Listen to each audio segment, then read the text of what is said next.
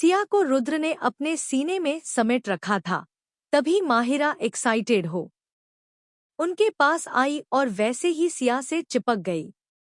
Oh my भाभी जान, आपने तो कमाल कर दिया। मतलब एयरपोर्ट पर भाई को प्रपोज करने का ये तरीका बड़ा ही जबरदस्त है।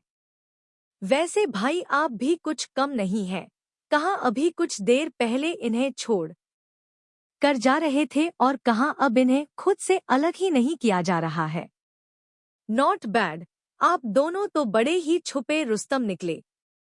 और भाभी जान आप तो इन्हें बचपन से प्यार करती थी लेकिन किसी को कानो कान खबर भी नहीं होने दिया। माहिरा उनसे अलग हो कमर पर दोनों हाथ टिकाए आंखें मटकाते हुए बोली। तो सिया शर्म में डूबी रुद्र से अलग होने लगी लेकिन रुद्र वापस उसे खुद की बाहों में समेटे। तुम कुछ ज्यादा नहीं बोल रही हो। वैसे भी तुम खुद पर ध्यान दो क्योंकि मुझे लगता है कि तुम्हारे सनम का ध्यान कहीं और ही भटक रहा है। भाई माहिरा पैर पटक मुंह बनाने लगी। वो रुद्र ने नजर हटा अब एकदम सीरियस लहजे में सिया से बोली। भाभी अब तो आप दोनों के बीच सब ठीक हो गया है तो हमें आपसे कुछ चाहिए। सिया अब तक रुद्र से अलग हो चुकी थी। उसने नासमझी से माहिरा को देख कहा। सिया आपको क्या चाहिए? हमारे पास जो भी ड्रेस या फिर मेकअप किट है आप ले सकती हैं। नहीं नहीं, हमें ड्रेस या मेकअप किट नहीं चाहिए, वो तो हमारे पास ऑलरेडी है। तो फिर हम आपको क्या दे सकते हैं? अरे भाभी जान, वो आप ही दे सकती है। वैसे आप भाई से पूछ लीजिए कहीं उन्हें कोई प्रॉब्लम तो नहीं। सिया ने एक नजर रुद्र को देखा जो माहिरा को ही घूर रहा था, जैसे उसे पता हो कि उसकी ये खुराफाती बहन क्या कहने वाली है। इन्हें क्या प्रॉब्लम होगी? आप बोलिए ना, आपको क्या चाहिए? हमें ना जल्दी से 10-11 छोटे छोटे नन्हे नन्हे क्यूट क्यूट बेबीज की बुआ बना दीजिए। बस ये छोटी सी ख्वाहिश हमारी पूरी कर दीजिए। माहिरा की बात सुनते ही सिया के साथ साथ रुद्र की भी आंखें फटी रह गई। 10-11 बच्चे, ये छोटी सी ख्वाहिश है, ये सोचते ही सिया का दिमाग घूम गया। उसने सामने खड़े रुद्र को देखा तो शर्म से उसकी पलकें झुक गई। उसका दिल कर रहा था कि वो इस समय यहाँ से गायब हो जाए जिससे उसे सामने खड़े ये लोग देख ही न पाए। एक बॉम्ब से सिया अभी उभरी ही नहीं थी कि तभी मीरा चहकते हुए सिया को अपन तरफ खींच खुशी से बोली। और नहीं तो क्या, हम तो कब से सपना देख रहे हैं कि हमारे घर में भी हमारे पोते पोतियां खेले। लेकिन अब तुम दोनों जल्दी से प्रोसेस शुरू कर दो क्योंकि अब तो हमें वेट ही नहीं हो रहा है। वीर ने अपने माथे पर हाथ मार लिया क्योंकि उसकी बीवी कहीं भी कभी भी शुरू हो जाती थी। उसने रुद्र को कुछ इशारा किया तो रुद्र ने एक गहरी सांस ली और सिया का हाथ अपने हाथ में जकड़े वहां से निकल गया। ये क्या कर रहे हैं आप? मम्मा कुछ कह रही थी ना? सिया रुद्र के साथ चलते हुए बोली तो रुद्र अपने कदम रोक उसे बड़ी ही इंटेंस नजरों से देख गहरी आवाज में बोला। डॉट डॉट तो तुम उनकी विश पूरी करने का सोच रही हो? For your kind information wifey, mom की विश पूरी करने के लिए हमें यहां से चलना होगा। हमारा मतलब कि हमें घर चलना चाहिए। सिया लड़खड़ाती जुबान से उससे नजरें चुराते हुए बोली। इस वक्त उसके गाल टमाटर की तरह लाल हो गए थे, जिसे देख रुद्र के चेहरे पर छोटी सी स्माइल आ गई। रुद्र अब बिना उसे तंग किए अपनी गाड़ी की तरफ बढ़ गया। इधर उनके जाते ही वीर ने एक हाथ में मीरा का हाथ पकड़ा और दूसरे में सिया का। वो भी सिंघानियामसन के लिए निकल गए। तभी रुद्र का मैसेज आया कि वो आज घर नहीं आएगा। वीर ने बिना कोई जवाब दिए फोन पॉकेट में रख लिया। बैक सीट पर बैठा रुद्र अपने बाजू में हाथ फंसाए कंधे पर सिर रखकर बैठी सिया को देख रहा था। गाड़ी अपनी रफ्तार से आगे बढ़ रही थी। रुद्र ने पहले ही पार्टीशन ऑन कर रखा था। सिया उसकी लंबी उंगलियों में अपनी उंगली फंसाते हुए बोली, मिस्टर हंडसम, हमने तो अपने दिल की बात आपको बता दिया, लेकिन आपने तो हमसे कहा ही नहीं कि आप भी हमसे मोहब्बत करते हैं। वाइफी, वो लेटर तो तुमने पढ़ ही लिया है। फिर भी आप बताइए हमें। क्या बताऊं? रुद्र आईब्रो उचकाए बोला तो सिया अपना चेहरा ऊपर कर आंखें टिमटिमाते हुए, तो मोहब्बत है। रुद्र ने कुछ पल उसके फड़फड़ाते पलकों को देखा, फिर उसके माथे को प्यार से चूम कर बोला, ... हाँ, मोहब्बत है। बेइंतहा, बेहद, बेशुमार और बेहिसाब मोहब्बत है तुमसे वाइफी। इतना सुनते ही सिया को जैसे पंख मिल गए हो और वो खुले आसमान में उड़ रही है। वो इतनी खुश हुई कि उसने झट से रुद्र के गले में दोनों बाह डाल उसके गालों को बारी बारी से चूम लिया। रुद्र ने भी मुस्कुराते हुए उसे अपने बाहों में कैद कर लिया। थोड़ी ही देर बाद उसे सिया की गर्म सांसें अपनी गर्दन पर महसूस हुई। रुद्र ने उसका चेहरा पीछे कर देखा तो वो सो चुकी थी। रुद्र ने उसे अच्छे से अपनी गोद में एडजस्ट किया और उसके मासूम से चेहरे को देखने लगा। तभी उसकी नज़र साइड में रखे सिया की डायरी पर पड़ी, जिसपे बड़े ही स्टाइलिश तरीके से सारवी लिखा गया था।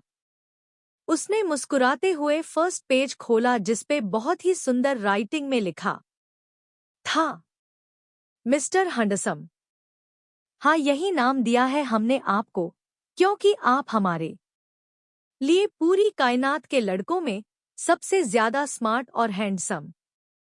प्यार क्या होता है हमें नहीं पता, मोहब्बत क्या है ये भी नहीं पता, लेकिन जब भी कोई इनका जिक्र करता है तो हमारे सामने सिर्फ आपका चेहरा आता है।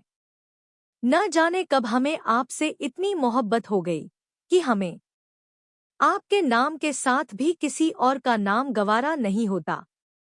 रुद्र ने लंबी मुस्कान के साथ दूसरा पेज पलटा तो उसके होठों पर गहरी स्माइल आ गई। आज आपको बेस्ट बिजनेसमैन का अवार्ड मिला है, इसीलिए हम रिदा के साथ आइसक्रीम खाने गए थे। रिदा हमें हमेशा आपका नाम लेकर चिढ़ाती रहती है।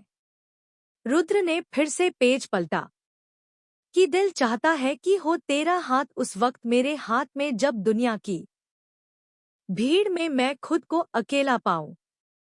कि दिल चाहता है कि हो वो हक मेरे पास जब पूरी दुनिया के सामने तुम्हें अपना कह सकूं। कि दिल चाहता है कि दुनिया की भीड़ में भी तुम्हारी नजरें सिर्फ मुझ पर हो। कि दिल चाहता है कि इस खूबसूरत सी जिंदगी की आखिरी सांसें तेरी बाहों में लूं। उसकी लिखी ये चंद पंक्तियां रुद्र के दिल को छू गई। उसने झुककर अपनी गोद में सिमटी सिया के माथे पर फिर से होठ रख दिए और फिर डायरी बंद कर उसे खुद से चिपकाए सीट से सिर टिकाकर आंख बंद कर लिया। इधर सिंघानियामसन पहुंचते ही माहिरा भागते हुए अपने रूम में आई और सीधा देव को वीडियो कॉल लगा दिया। अपने कमरे में बैठा देव, जो शिवाय के कहने पर एक प्रेजेंटेशन तैयार कर रहा था, उसने कॉल रिसीव किया कि माहिरा की चहकती हुई आवाज उसके कानों में पड़ी। सनम, सनम, सनम, आज हम बहुत खुश हैं। आपको पता है क्यों? नहीं, जब बताओगी तभी तो पता चलेगा। देव लैपटॉप पर नजर जमाए ही बोला। माहिरा आंखें मटकाते हुए, आपको पता है भाभी ने क्या प्रपोज किया है? भाई को, वो भी एयरपोर्ट पर। देव की लगातार चलती उंगलियां रुक गई। उसने अब माहिरा की तरफ रुख किया और बोला, क्या दी तुम्हारे भाई से प्यार करती है? और नहीं तो क्या? और उन्होंने डंके की चोट पर उन्हें बता भी दिया ये बात। माहिरा मुंह बनाते हुए, और एक आप हैं जिसे हमारी फीलिंग्स की कोई कदर ही नहीं है। न जाने कब हमारे नसीब जागेंगे कि हमें परम तपस्वी ऋषि दुर्वासा के स्वर्ण वचनों से अपने प्रेम का प्रस्ताव सुनने को मिलेगा।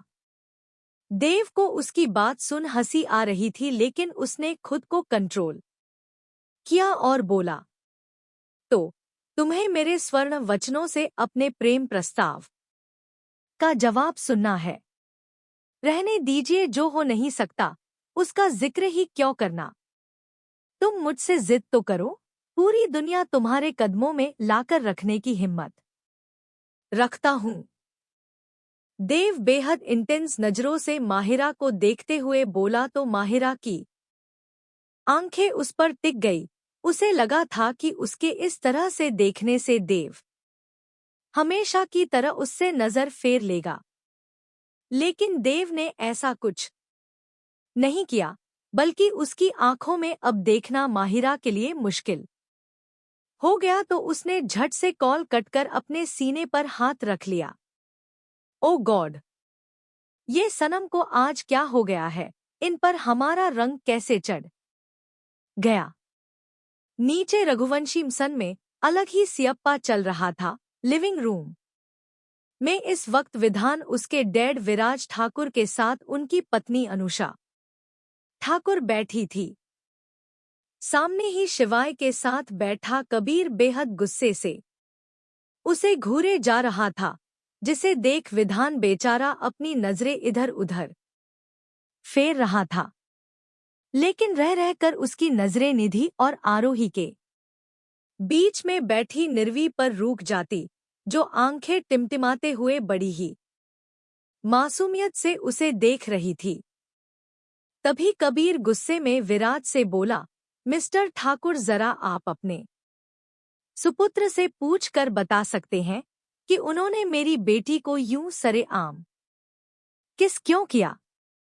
क्या उन्हें इतना भी नहीं पता कि लड़कियों की इज्जत कांच के शीशे की तरह होती है, जरा सा तेज पकड़ो तो वो टूटकर बिखर जाती है।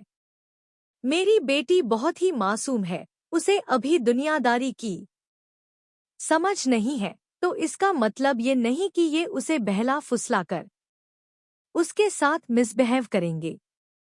सॉरी अंकल कि मुझे आप बड़ों के बीच बोलना पड़ रहा है, लेकिन मेरे माँ बाप ने मुझे लड़कियों की रिस्पेक्ट करना अच्छे से सिखाया है।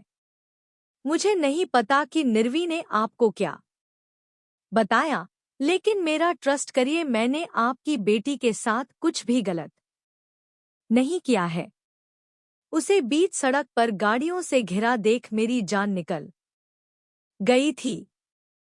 मुझे किसी भी हाल में उसे बचाना था और मैंने बचाया भी, लेकिन मैं इतना डर गया था कि जैसे मेरी सांसें ही रुक जाएगी। उसे सही सलामत देख इन सब के चक्कर में मैंने उसके माथे पर अपने होंठ रख दिए थे बस। विधान कबीर की बात बीच में ही काटते हुए बोला। तो उसकी बात सुन कबीर के साथ साथ निधि, शिवाय और आरोही का भी मुंह देखने लायक हो गया।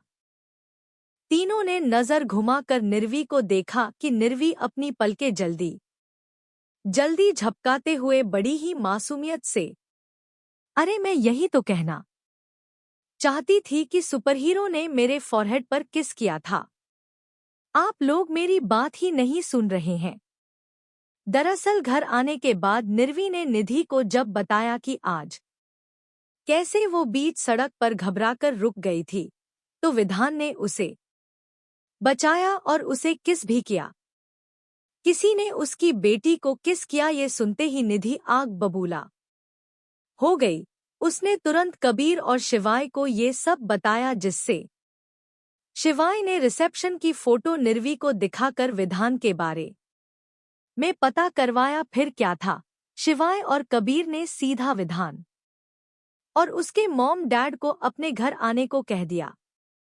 लेकिन अब निर्वी की बात सुन वो लोग थोड़े नर्म पड़ गए।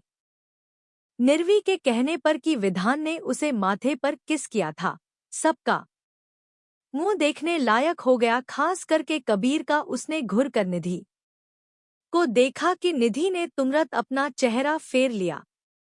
विधान हल्की मुस्कुराहट लिए, अंकल आपको ऑकवर्ड फील करने की जरूरत नहीं है। आई नो कि आपने कुछ भी गलत नहीं किया है। आफ्टर ऑल, हर पिता अपनी बेटी को दुनिया की बुरी नजरों से बचाकर रखना चाहता है।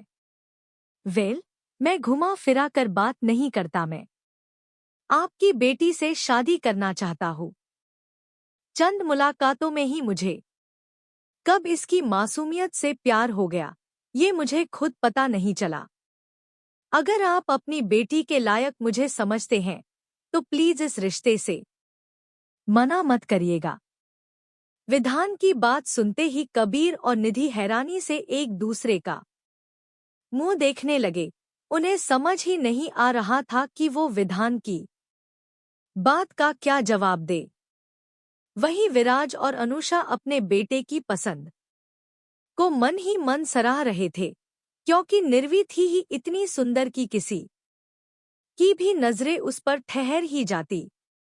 बस वो थोड़ी मासूम थी, जिसे दुनियादारी की अभी कोई खबर नहीं थी।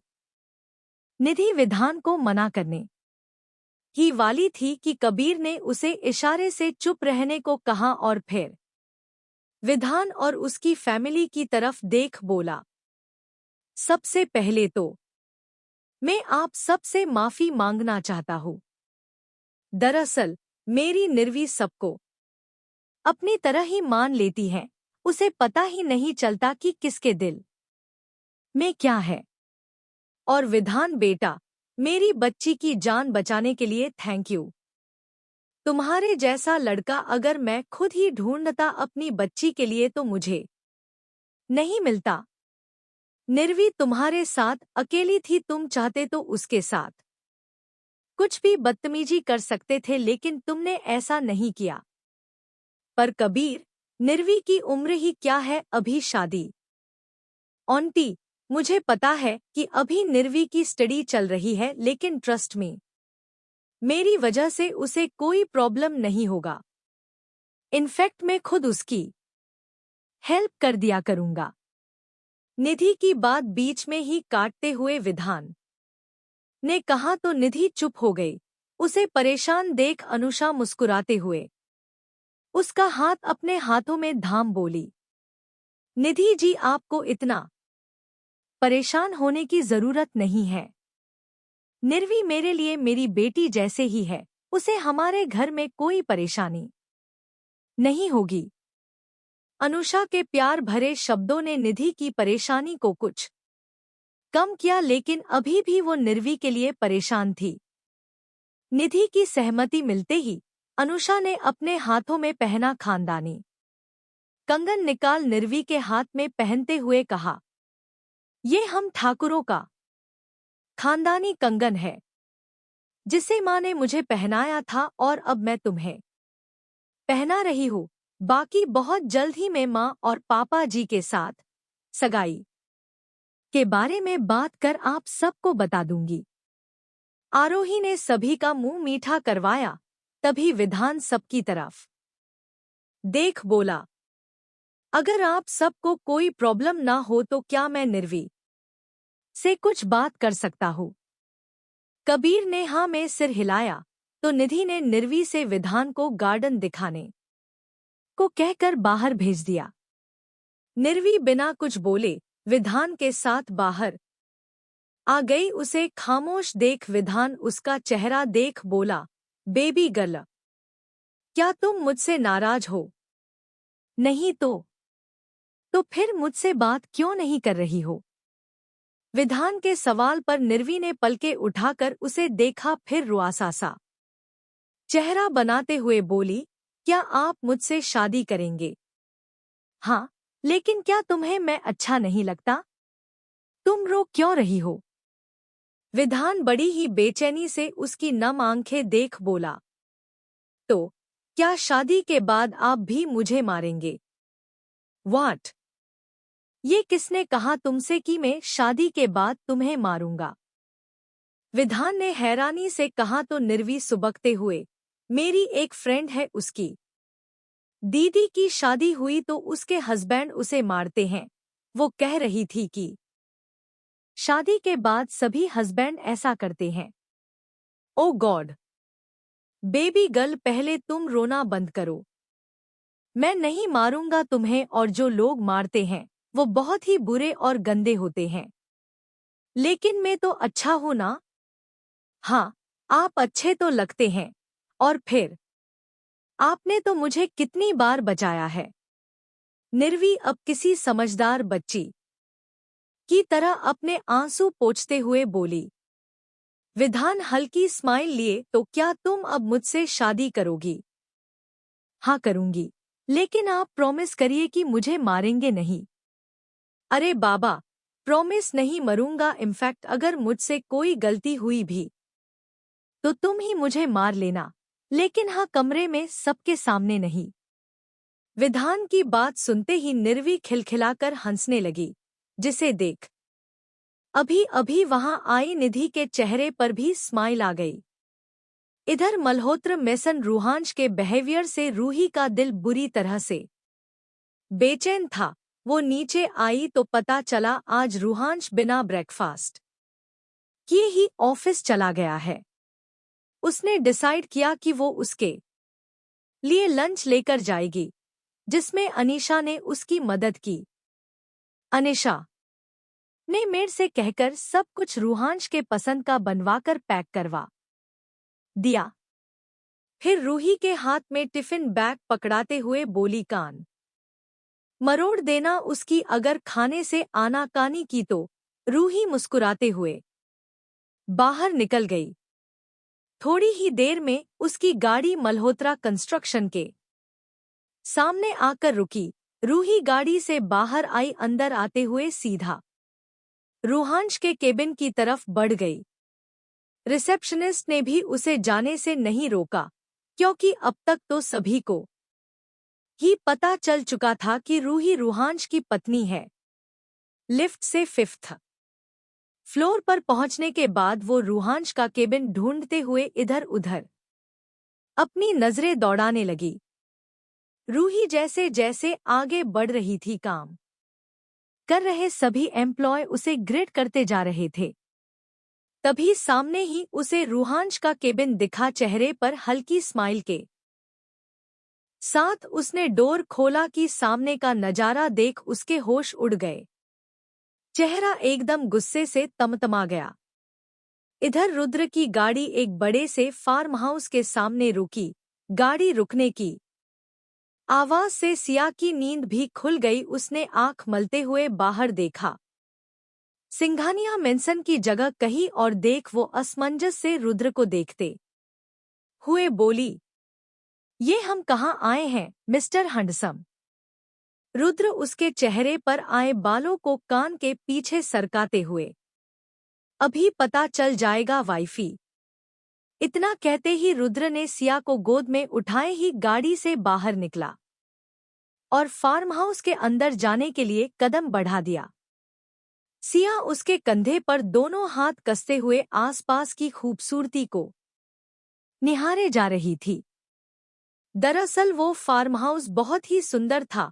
उसका पूरा स्ट्रक्चर लकड़ियों से बना था, उस पर भी सोने पर सुहागा। चारों तरफ लगे गुलाब के पौधे जिनकी खुशबू पूरे वातावरण में फैली थी। रुद्र जैसे ही फार्म हाउस के अंदर आया कि अंदर का नजारा देखा तो सिया की आंखें और बड़ी हो गई, क्योंकि फार्म हाउस के अंदर नीचे का पूरा एरिया रोज पेटल्स से भरा हुआ था। और आसपास भी आर्टिफिशियल गुलाब के छोटे छोटे फ्लावर्स से डेकोरेट किया गया था। सिया रुद्र की गोद से नीचे उतरने के लिए मचलने लगी तो रुद्र ने उसे नीचे उतार दिया। सिया के लिए ये सब कुछ किसी सपने की तरह लग रहा था। वो पूरे लिविंग एरिया में घूम घूम कर देखते हुए बोली, ये सब कुछ कितना अच्छा लग रहा है ना मिस्टर हैंडसम। ऐसा लग रहा है जैसे हम किसी और ही दुनिया में आ गए हो। ये सब कुछ आपने हमारे लिए किया है। सिया का चेहरा खुशी के मारे चमक रहा था, जिसमें वो इतनी सुंदर लग रही थी कि रुद्र की नजरों में उससे खूबसूरत तो इस दुनिया में भी कोई नहीं होगा। उसे ऐसे देख रुद्र की धड़कनें बढ़ गई। वो दबे पांव चलते हुए सिया के पास आया और उसकी पतली सी कमर में हाथ डाल अपनी तरफ खींच लिया। सिया किसी लहराते हुए बेल की तरह उसके सीने से आ लगी। रुद्र उसे गहरी नजरों से देख बोला, वाइफी, तुम्हें पसंद आया? हम्मा, बहुत। तो अब मैं मॉम की विश पूरी करने के लिए प्रोसेस स्टार्ट करूं? का क्या मत लबा आपका छो दिए हमें। रुद्र की बातें सिया को सहने पर मजबूर कर रही थी। उसने कांपते होठी से बिना उससे नजरें मिलाए कहा तो रुद्र को शर्म से लाल हुआ। उसका चेहरा देख बहुत ही अच्छा लगा। उसने सिया के चीन पर उंगली रख चेहरा ऊपर उठाया, जिससे सिया की नजरें रुद्र की नजरों से जा मिली।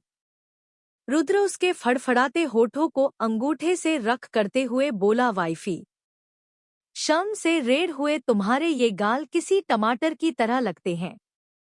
जी करता है कि इन्हें खा जाऊं। सिया की पलकें एक बार फिर झुक चली थी। रुद्र ने अब बिना एक पल और गंवाने उसे गोद में उठाया और सामने दिख रहे रूम की तरफ बढ़ गया। सिया की हिम्मत नहीं हो रही थी कि वो रुद्र से नजर भी मिला सके। अभी वो कुछ कहती उससे पहले ही रुद्र ने उसे कमरे में लाकर छोड़ा और उसके चेहरे को दोनों हाथों में थाम उसके दोनों आंखों पर अपने होंठ रख दिए। सिया की पकड़ उसके शर्ट पर कस गई। रुद्र ने बारी बारी से उसके दोनों पलकों को चूमा, फिर अपने होंठ उसके दोनों गाल पर रख दिए। सिया आंखें मीचे उसके सख्त होठों को खुद पर महसूस कर रही थी। रुद्र ने अब अपने होठ उसके नाक पर रखने के बाद कुछ देर उसके खूबसूरत से चेहरे को देखने लगा। बड़ी बड़ी पलकें, जिसे फिलहाल अभी सिया ने बंद कर रखा था। रुद्र की नजरें जब उसके कांपते पिंक होठों पर गई तो उसे अपना गला सूखता हुआ महसूस होने लगा। उसने धीरे से अपने होंठ उसके लिप्स पर रख दिए और उसे बड़े ही सॉफ्टली किस करने लगा। सिया को जैसे ही उसके लिप्स अपने लिप्स पर महसूस हुए वो पूरी कांप उठी। रुद्र के होंठ जैसे जैसे उसके होठों पर मूव हो रही थी वैसे ही उसकी पकड़ रुद्र के कंधे पर कसती जा रही थी। इधर रूहांश के केबिन ए साली चुड़ैल, चल पीछे हट। तेरी इतनी हिम्मत की मेरे पति पर डोरे डाले, तेरी मैं आंखें निकाल लूंगी, तेरे हाथ पांव तोड़कर कुत्तों को खिला दूंगा। कमीनी, तू तो एकदम नील गाय की तरह लग रही है और आई है मेरे पति को अपना ये लीपा पुता चेहरा दिखाने। अरे शक्ल देखी है तुमने अपनी आईने में? ऐसा लग रहा है जैसे हड़प्पा की खुदाई से कोई 100-200 साल पुराना मरा हुआ जानवर आ गया हो। तेरे बाल खींच लूंगी मैं, जिसके बाद चांदनी चौक पर तुझे भरतनाट्यम के साथ लावणी ना करवाया ना, तो मेरा नाम भी रूही रूहांश मल्होत्रा नहीं। गुस्से में दहकती रूही रूहांश के शर्ट पर गिरी कॉफी को साफ कर रही उसकी असिस्टेंट हिना को बालों से पकड़ एक झटके में पीछे धकेलते हुए बोली, रूहांश की आंखें फाड़े कही का ये रूप देख रहा था। उसे तो यकीन ही नहीं हो रहा था कि ये वही रूही है जिसे वो अच्छी तरह से जानता है। उसे ऐसा लग रहा था जैसे रूही के अंदर किसी की आत्मा आ गई हो। बेचारी हिना जो रूही के पीछे धकेलने की वजह से लड़खड़ा गई थी, उसने गुस्से भरी नजरों से रूही को देखा और सही से खड़ी होते हुए बोली, हाउ डेपर यू। तुम्हारी हिम्मत कैसे हुई मुझसे इस लहजे में बात करने की?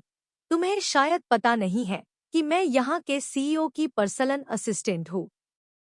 पर्सनल असिस्टेंट हूँ नहीं थी, क्योंकि अब तुम सिर्फ अपने घर पर आराम करोगी क्योंकि तुम्हें यहाँ से निकाल दिया गया है।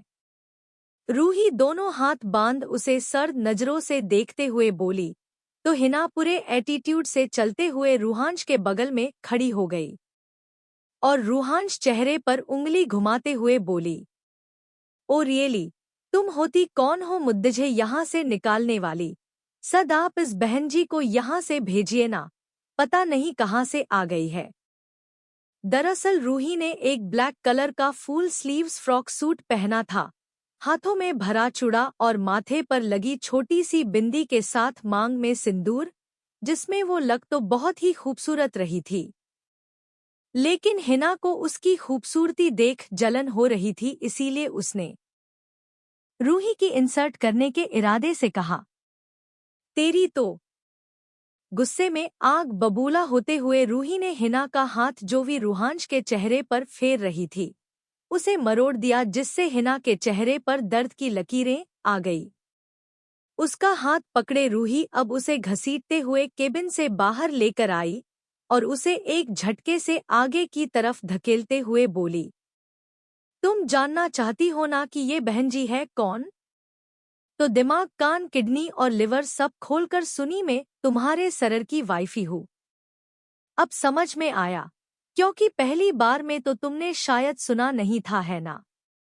कहते हुए रूही एकदम हिना के चेहरे के नजदीक आई।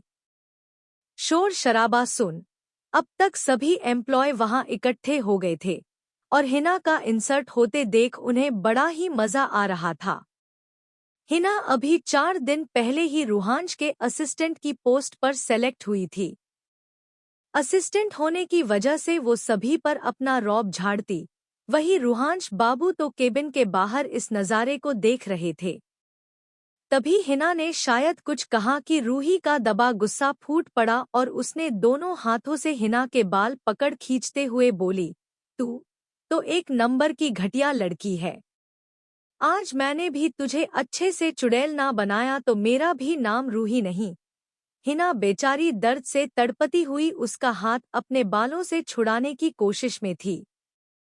मामला हाथ से निकलते देख रूहांश, जिसे अब तक मजा आ रहा था, उसने आगे बढ़कर पीछे से रूही के कमर में दोनों हाथ डाल उसे ऊपर उठा लिया और रूही को लेकर केबिन की तरफ आया, लेकिन उसने पास खड़े अपने मैनेजर को हिना की खातिरदारी करने का इशारा भी कर दिया। रूही उसकी पकड़ से छूटने के लिए हाथ पैर चला रही थी। रूहांश जैसे ही उसे केबिन में छोड़ा कि रूही वापस जाने के लिए दरवाजे की तरफ लपकी, लेकिन रूहांश ने रिमोट से दरवाजा लॉक कर दिया, जिसे देख वो गुस्से में दहकते हुए रूहांश का कॉलर पकड़ चिल्लाई, तुम्हारी हिम्मत कैसे हुई उस गिरी हुई लड़की को बचाने की? मैं उसका खून कर दूंगी। उसकी हिम्मत कैसे हुई कि तुम्हें टच भी करे? तो तुम्हें जलन हो रही है? व्हाट?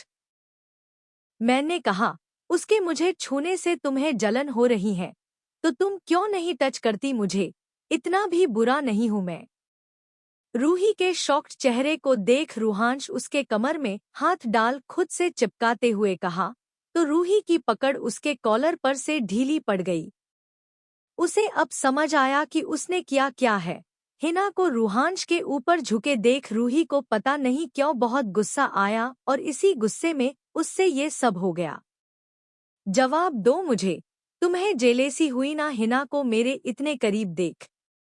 रूहांश उसकी कमर पर अपनी पकड़ कसते हुए बोला। रूही फ्रस्ट्रेट होते हुए, हाँ हुई जलन, पता नहीं क्यों मुझे गुस्सा आ गया उसे तुम्हारे इतने करीब देख। एंड लिसन टू मी, आज तो तुम्हें छोड़ रही हूँ, लेकिन दोबारा कभी किसी भी लड़की के इतने करीब दिखे तो आई स्वेर जान ले लूंगी तुम्हारी। रूही धमकी भरे लहजे में उसे उंगली दिखाते हुए बोली, तो रूहांश के दिल में इतनी खुशी हुई कि उसने मन ही मन हिना को शुक्रिया कह डाला, क्योंकि अगर हिना आज उसके इतना करीब नहीं आती तो रूही का पत्नियों वाला एंगर मूड कैसे दिखता।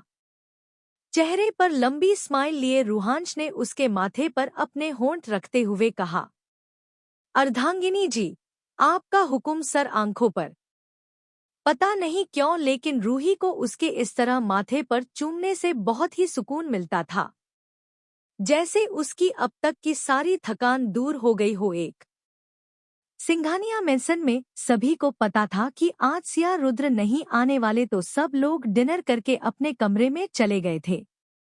अपने कमरे में वार्डरोब में कपड़े सेट कर रही माहिरा देव से वीडियो कॉल के जरिए बात कर रही थी। उसने मोबाइल सामने ही टेबल पर अच्छे से टिका कर रख दिया था। देव की नज़र तो बस माहिरा पर ही टिकी थी, क्योंकि माहिरा इस वक्त किसी छोटी सी बच्ची की तरह लग रही थी। माहिरा येलो कलर का नाइट सूट पहना था जिसपे न जाने कितने छोटा छोटा सी चेन की पेंटिंग बनी हुई थी। बालों में फर वाले बैंड जो उसे किसी क्यूट बच्ची की तरह बना रही थी। उसे कुछ ना बोलते देख माहिरा नजर घुमाकर उसे देखा और बोली, सनम हम आपसे बात कर रहे हैं। आप पता नहीं किसके ख्यालों में खोए हैं। सच सच बताइए किसके बारे में सोच रहे हैं आप। अगर ये कहूं कि तुम्हारे ती, क्या तुम्हें यकीन होगा? नहीं, क्योंकि हमें पता है आप झूठ ही बोल रहे हैं। उसकी बात सुन देव ने उसे गहरी नजरी से देखने लगा कि माहिरा कबर्ड बंद करते हुए, सनम, हम सुनिए ना, हम कब लेके आओगे बारात, ये कहीं ना सुधर जाओ ना, क्योंकि आपकी हम ऐसे ही पसंद है। माहिरा हंसते हुए बोली तो देव अपना चेहरा फेर लिया। हाय खब्बा, आप शर्माते हुए क्या लगते हैं? देव हंसी कंट्रोल कर, क्या लगता हूँ बता दूं? सोच लीजिए, क्योंकि अगर बता दिया तो आपको भी कुछ कहना होगा। उसके जवाब में हाथ में लोशन लगाते हुए माहिरा बेहद इंटेंस नजरों से बोली तो देव ने कुछ देर उसे देखने के बाद ओके बोल दिया। माहिरा ने एक नजरों से उसे देख, सुनो, मत पूछो कि कैसे लगते हो, क्या बताऊं, सीधे दिल पे लगते हो।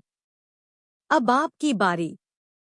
देव बेहद इंटेंस वॉइस में, मत पूछो कि कैसी लगती हो, तुम जान हो मेरी, सीधा दिल पर लगती हो। माहिर कुछ देर शॉक्ड अपनी जगह खड़ी रह गई, लेकिन फिर धड़ाम से बेड पर जा गिरी। हाय सनम, ये रोज रोज हम पर बॉम्ब फेंकने से अच्छा है एक बार में ही सीधा अपने प्यार में मार ही दीजिए।